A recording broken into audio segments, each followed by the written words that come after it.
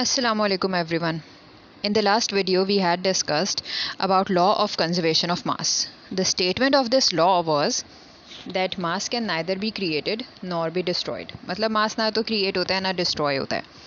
और another statement was that reactants का जो weight होता है, the weight of reactants during a chemical reaction is always equal to the mass of product.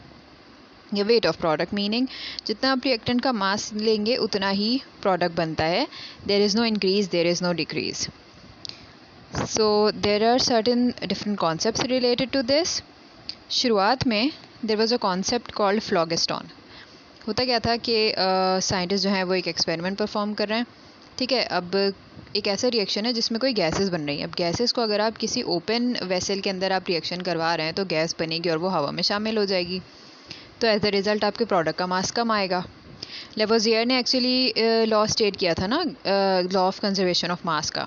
उन्होंने actually prove किया था. उन्होंने क्या किया था कि मर्क्यूरिक ऑक्साइड को एक क्लोज्ड सिस्टम में हीट किया था. से ये मर्क्यूरिक ऑक्साइड को जब उन्होंने क्लोज सिस्टम में हीट किया था तो उस दौरान प्रोडक्ट के अंदर जो है वो प्रोडक्ट के साथ ऑक्सीजन रिलीज़ होती है बेसिकली. तो उन्होंने क्योंकि ये रिएक्शन क्लोज सिस्टम में किया था तो ऑक्सीजन जब बन भी रही है तो वो निकल नहीं पाई वेसल में से. रिएक्शन करवाने से पहले मर्क्यूरिक ऑक्साइड का वेट नोट किया, उसके बाद उसी क्लोज सिस्टम में इसको हीट किया और रिएक्शन करवाया. उस रिएक्शन के दौरान मर्क्यूरिक ऑक्साइड में से ऑक्सीजन रिलीज़ हो जाती है और एक और प्रोडक्ट बनता है. अब ऑक्सीजन क्योंकि क्लोज सिस्टम में है वो निकल नहीं सकती, तो as a result mass of product और रिएक्टेंट सेम ही रहे, देयर वाज नो चेंज. लेकिन अगर आप सोचें यही रिएक्शन आप खुद करें, फॉर एग्जांपल आपने पेज लिया, एक कागज़ लिया, पेपर लिया, उसको बर्न किया, अब क्या होगा, एंड में आपके पास राख रह जाती है.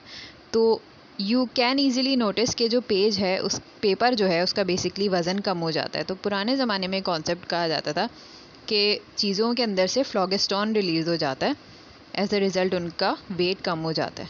तो इसको गलत साबित किया था लेवोजियर ने कि there is no change of weight during a chemical reaction. जितना रिएक्टेंट होता है उतना ही प्रोडक्ट होता है.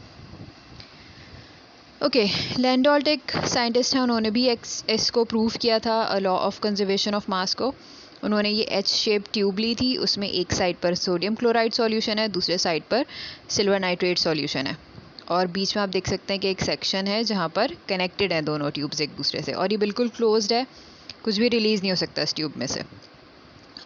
अब पहले उन्होंने विदाउट मिक्सिंग यानी मिक्स करने से पहले इसका वेट नोट किया, फिर इसको शेक किया ट्यूब को, तो इसमें जो एक आपको पाइप नज़र आ रहा है उसकी वजह से दोनों सॉल्यूशंस मिक्स हो गई.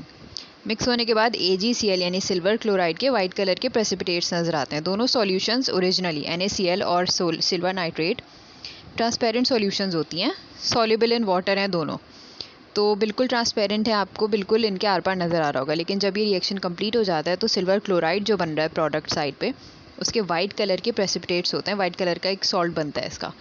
तो रिएक्शन हुआ है कि नहीं वो आपको इस वाइट सॉल्ट के बनने से पता लग जाएगा. तो वो वाइट सॉल्ट बनने के बाद भी जब आप वेट नोट करेंगे तो weight of the product is still the same as the weight of reactant, meaning mass was neither created nor destroyed, only the atoms were rearranged during the chemical reaction. So that's how Landolt actually proved the law of conservation of mass. Okay, so this topic was related to proving the law of conservation of mass. Thank you for listening. Allah Hafiz everyone.